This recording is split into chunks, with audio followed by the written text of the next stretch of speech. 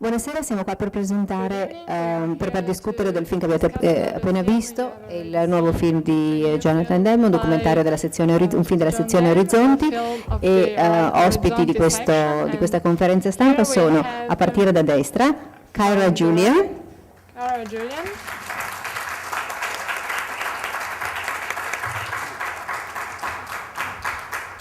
che è coprotagonista come avete visto, è la produttrice Lindsay Yeager, the producer, Lindsay Yeager, e il regista, produttore, tutto, Jonathan Demme. Everything, Jonathan Demme.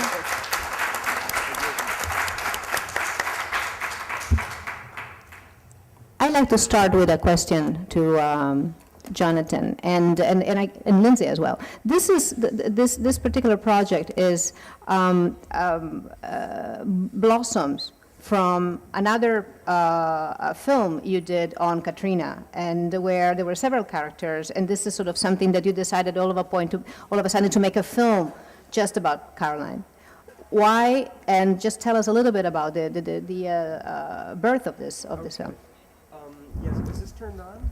Yes. Oh, wow, thank you. Yes, about 4 months after Katrina, a couple of us went down with the goal of trying to meet some of the people who were doing this incredible thing of moving back into ruined neighborhoods with no services, with no significant help of any kind from any level of government. And at first, what I wanted to do was to make 4 visits for 1 year and to kind of have a record of the changing visual ecology and human ecology in a couple of the neighborhoods.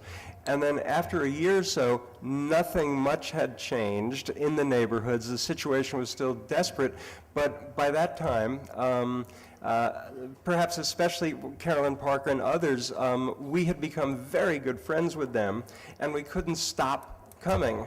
So it became a question of just every 3 or 4 months going back to visit this group of people. And about 4 years into this, and at some point, I didn't know what was going to happen with the footage. I thought maybe someday it will all be in some, archive, and people can see what life was like for some families in New Orleans. But then about, a year ago, I love Carolyn so much, and I just became kind of convinced that I had to do a portrait film of her. Because I think she's such an extraordinary human being. So that's what happened. I hope to do also portrait films on the Harrison family, who's an amazing story, and also Pastor Mel, who visits Kyra and Carolyn. We'll do a portrait film. I have hundreds of hours of film over 5 or so years on lots of amazing people. Which you shot yourself. Oh, yes. You can tell by the focus. What does it mean for you? What did it mean for you to shoot this on film by yourself? I felt a really strong relationship with the image, with the what you're framing. It feels like it's shot differently. Well, it's we didn't set up interviews. Whenever we visit, we just arrive with our camera turned on, and just let it happen. Don't ask questions, because certainly Carolyn and Kyra and Rassan and the other people that we met were always, they had a lot to say. And, I sort of learned how to become a better camera operator over the 5 years. As I watched the film tonight, I went, oh, these shots are getting pretty good, and the framing's pretty good, and stuff. And it's always an issue about, you want to first and foremost have the person in the frame, but you also have to strive to show where they are. So it was that, and because at most we'd have 2 cameras, sometimes Lindsay would shoot, different people would come on different trips. There was never more than 4 of us, often 2, sometimes 3. So we just shot.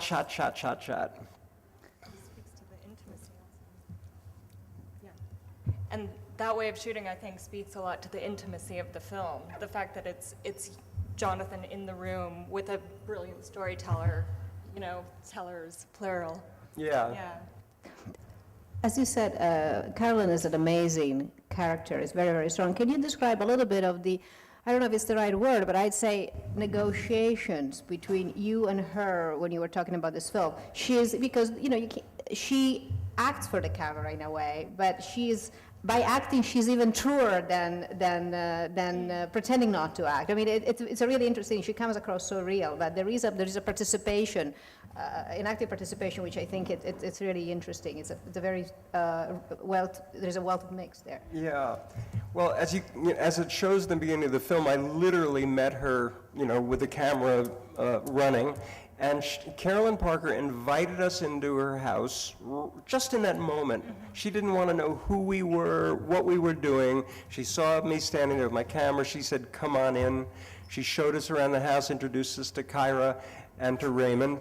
And the second time we came back to visit, a couple of months later, I sat down and told her what we were trying to do, which is what I said earlier. We want to try to bear witness to the efforts to get back into the houses. And she went, "Okay, well, the water has been turned on," and she just never questioned. And over the course of the 5 years, I guess, that we shot, Carolyn never said, "So what's going on with this?"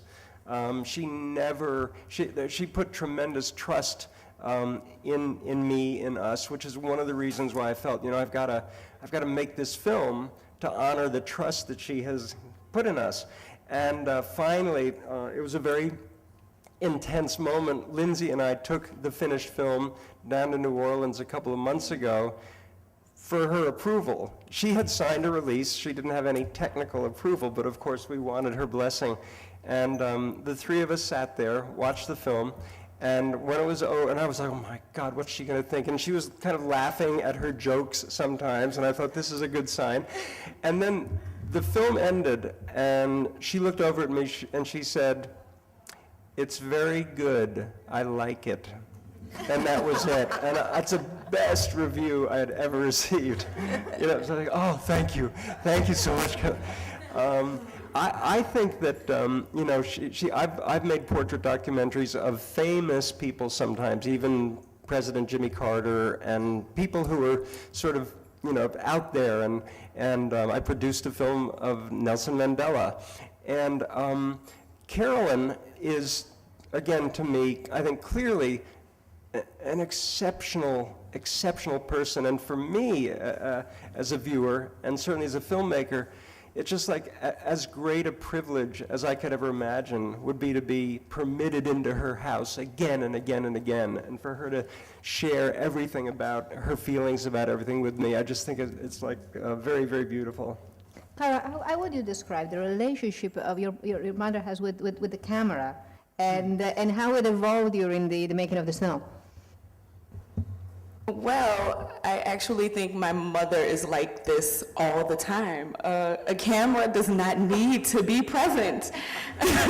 She's very animated, as am I, but yeah, this is her. You got the real, raw Carolyn Parker. There was no acting involved. This is how she is all the time. I guess. And I have to say, while they were shooting, a lot of the time she would actually be talking to Jonathan or to the other producers while they were filming. You would hear her say something like, in part of the movie, she says, "Oh, watch you don't trip," because most of the time she was just talking to everybody. She didn't care about the camera, so it was just her.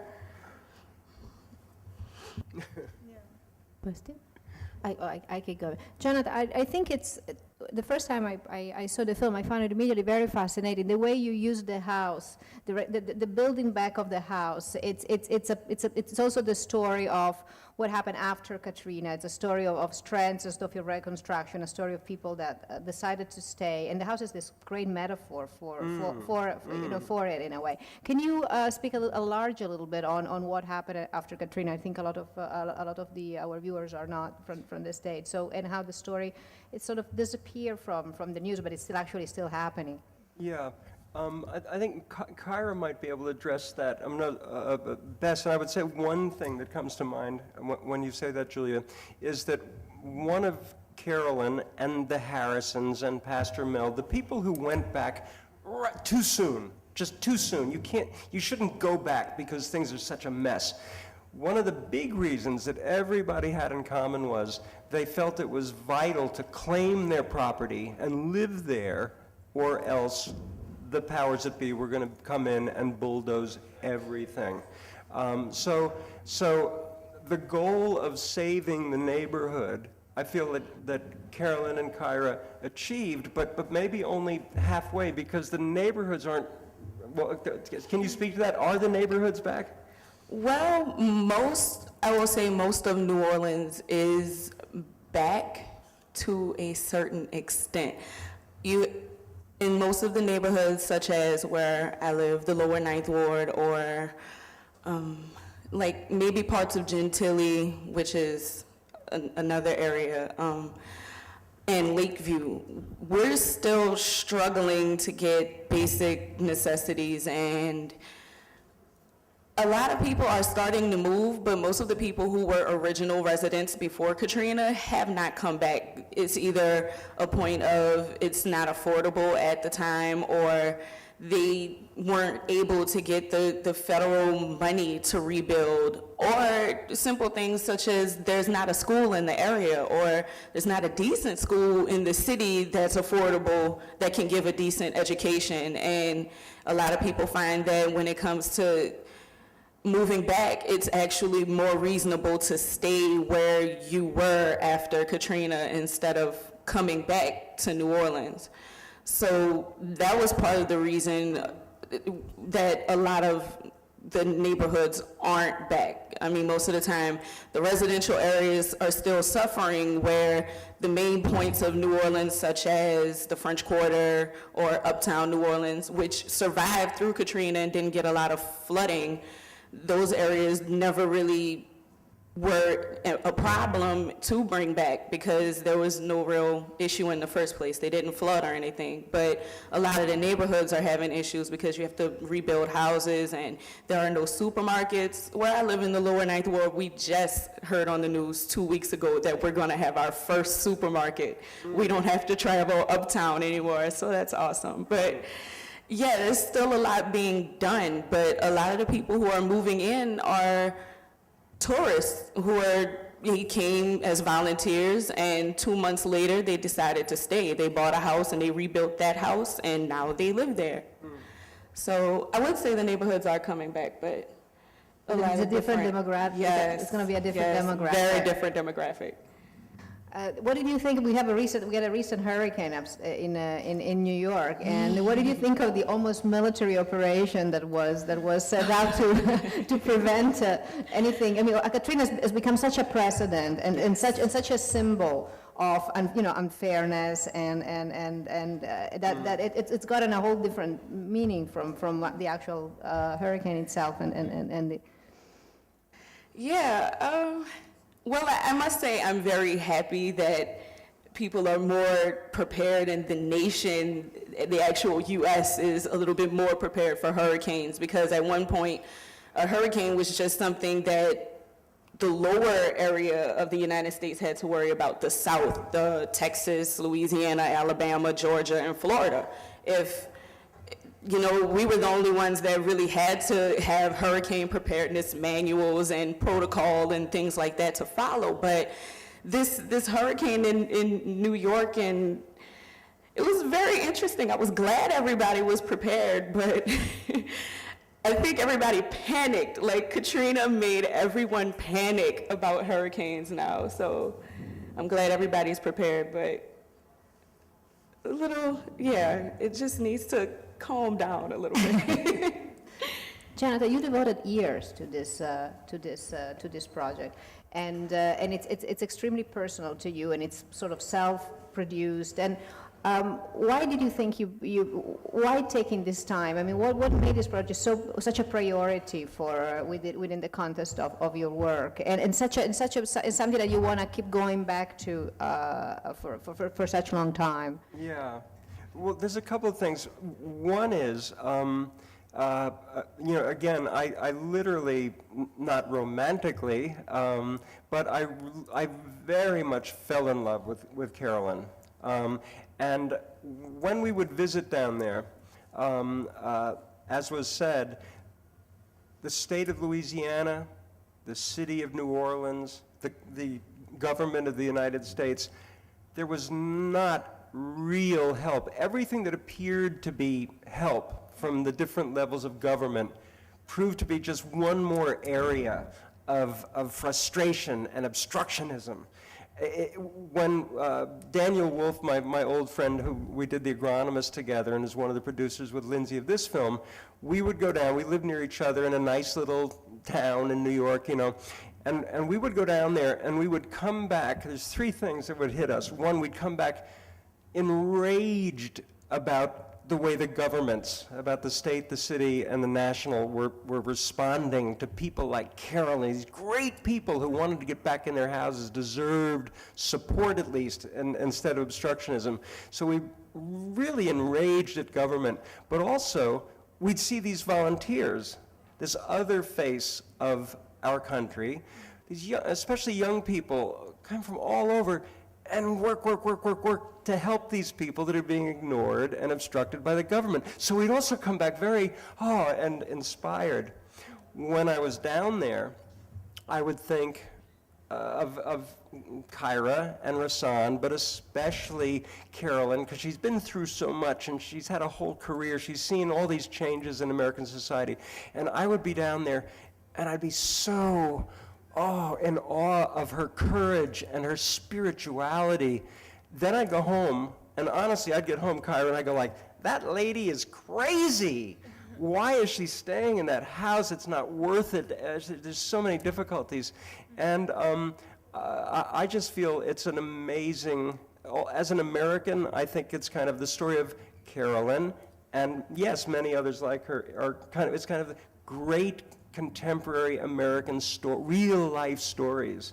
And I couldn't resist. We had a 6-hour version, by the way, and we had all the details, and I realized that, you know, if we hope to get this film seen by audiences to whatever extent possible, a decision has to be made what to take out and what's it about. And it proved to me finally, it was like what really mattered was a story really of a mother and a daughter pulling together, and also of a community managing to kind of come back, and also this incredible thing of Carolyn's spirituality. I'm not a religious person. I respect religious people, but I'm not that way myself. But I became tremendously, again, moved by Carolyn's belief in God.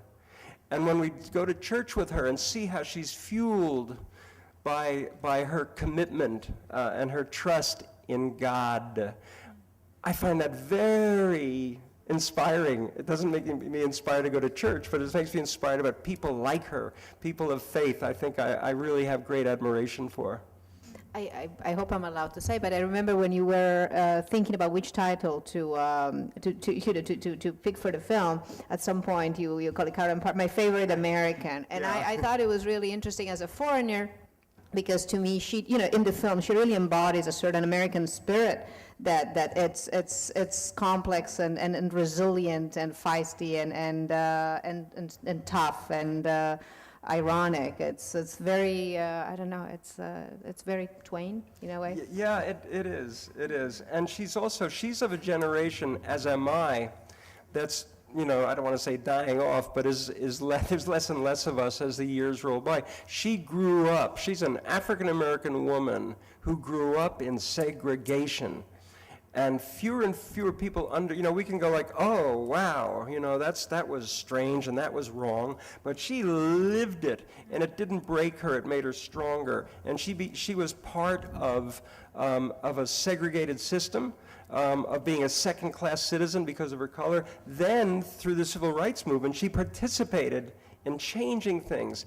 And then she had, again, this amazing career where I love the story when she tells about the hotel wanted her recipe so they could put out a little book, and she wouldn't give them her intellectual property. So it became a confrontation. She chose to retire.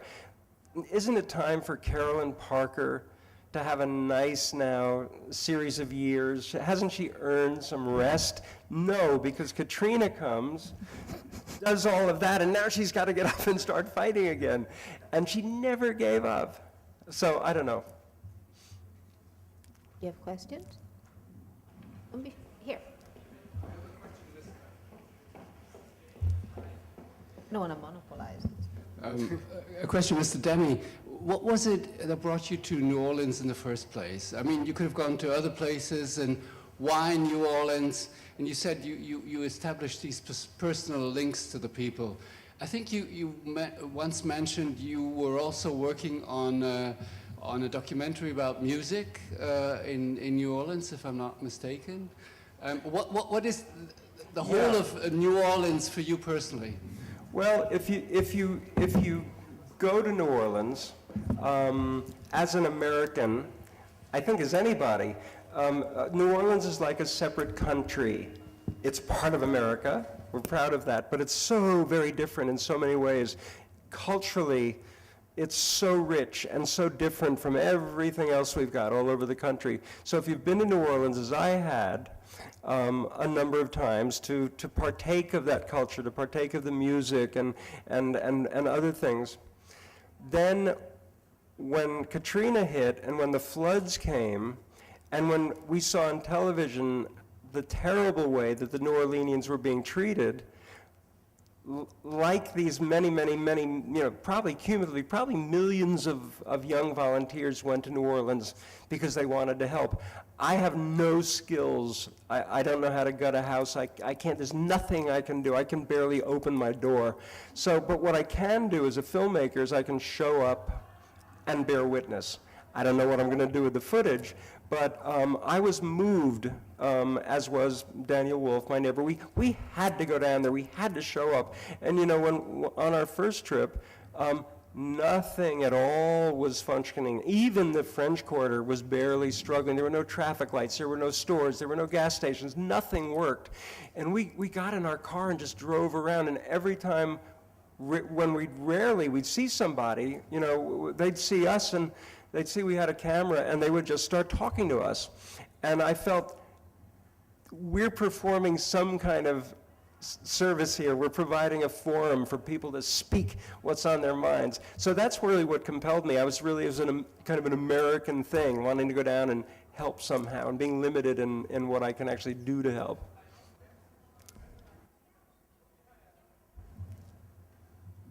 Kyra, do you agree that New Orleans is like a world apart in respect to the rest of the state? Yes, I do believe, well, a lot of the times we do call New Orleans back at home. We call it the third world country that's in the U.S. I mean, I think so much has happened, and so many other countries have had a hand in the development of New Orleans at some point, that their culture somehow integrated into what was supposed to be American, and now New Orleans is more of a French/Spanish city than it is American. I mean, the food we eat is some things that other Americans and in other states would never partake in. They think it's the weirdest thing they've ever seen in their lives. But we've always been this, and it's really interesting because everybody calls us like this party city, but we do things in New Orleans and we try to enjoy life more than anything else. We're not very settling people. We want to have fun. And that's, I think, really just the spirit of the city itself. And I think that's what a lot of people get a feel that comes from other countries than it is from New Orleans, because the culture's different, the music's different, the people are different. A lot of people come to New Orleans and they're surprised because we speak to you. When we see you, we ask, hi, how are you doing? We don't see you and keep walking. You're more likely, I mean, if we see you and your friends struggling to take a photo in front of a building, we're going to ask you, do you need me to take it for you? I mean, we're just very different in the way we respond to people. And I think we are a city that is more into having fun and enjoying life. We're more into the experience of life than anything else, which is sometimes why they call us the city that care forgot. Because more often than not, we don't care about everything else. We just want to have fun. Lindsay, how difficult is to produce a film like this, which is really, really long in time with a, a budget that I presume is limited and by circumstances, and you don't know where it's going? Well, that's interesting. I think that the strong notion of Jonathan and the director all along, it's just sort of finding these moments over all these years that it's so human, it's so translatable, it sort of just carved itself away to this portrait that's so identifiable of Carolyn. It went through various permutations. Early on, they screened some portions on the Tavis Smiley show, and it got out there, and there was always a strong response and a strong audience. And Sorry, the Tavis Smiley show is a PBS? PBS. It's PBS. It's a TV show on American Public Television. And we've joined with POV American Documentary to screen subsequently in 2012 on PBS, so it will get out there. But it's these stories that you read, the articles that are the statistics and the facts, and it's very much about race and gender and, poverty issues in New Orleans. But the magical thing about this is that, it's so intimate and personal that those things are obviously wrapped up in it, but it's on the human level. Like, this is their story, the family story, and all those things come through in it. So I think that, that was the great work at chiseling that Jonathan and there have been brilliant editors over the years, but recently Ido Har really found that spirit in what remained of the hundreds of tapes that were shot by, many people. So that's sort of where it ended up. Jonathan, you have something to add? Well, what I found while I was hearing Lindsay respond to that, I started just feeling this thing about, I wonder what, because we go down there, and when we're filming, we're responding to the real people, to Carolyn and Kyra and Rasan, and there's Carolyn. So again, my feelings are so intense for her that while making the film and editing the film, I'm, as a filmmaker, you have to assume that you'll be able to show what you care about so much. And to me, again, who knows what it's like for other people, but I really reached a point during the visit where Kyra showed us all the termite damage. I thought, oh my God, they're never going to get back in here. It's gone too far. The obstacles are too great. I don't care how much spiritual belief Carolyn has, how many volunteers come down here, they're not going to get in there. So when I see the film today, and I see finally there's that beautiful house. It looks so beautiful. It was such a hideous mess when we first see it, but there at the end, the paint job is so beautiful. There are those colors that Carolyn was talking about. And then you go in, it's a beautiful house. So my feeling today is like, how did they do it? I think I've seen how they did it, but to me, in a way, it's like an extraordinary special effect that terrible damaged house got turned into that beautiful house, and it is a special effect, and it's the effect of Carolyn's determination.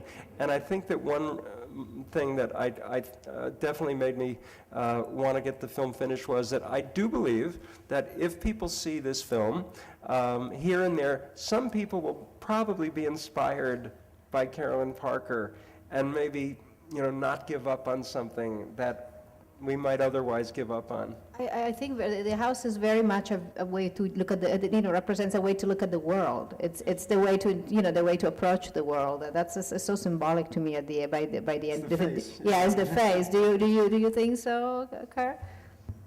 Yeah, I do think it's a very good example of what is possible with enough hard work and determination. I think all too often a lot of people see things happen and we're weakened by the actual situation to the point where we think there is nothing that can be done. And I want to say my mom's determination is a perfect example of what happens when you never give up. Like, you just do not give up. When you're completely and utterly persistent, it can be done. It might take you a long time, as it took us to actually finish the house and move in, but it can be done. And I think that's something that I not only took away from the movie, but actually took away from my mom while shooting. She's always been very persistent with everything in life. She's never really given up anything. I mean, she's one of those people who really believe that anything is possible. So that's something I took away from it. If you don't have any question, I need to probably wrap it here. Okay, and I want to thank our guest. Thank you all for coming. Thank you so much. Thank you. Thank you. Thanks a lot. That was great, Julia. Thank you.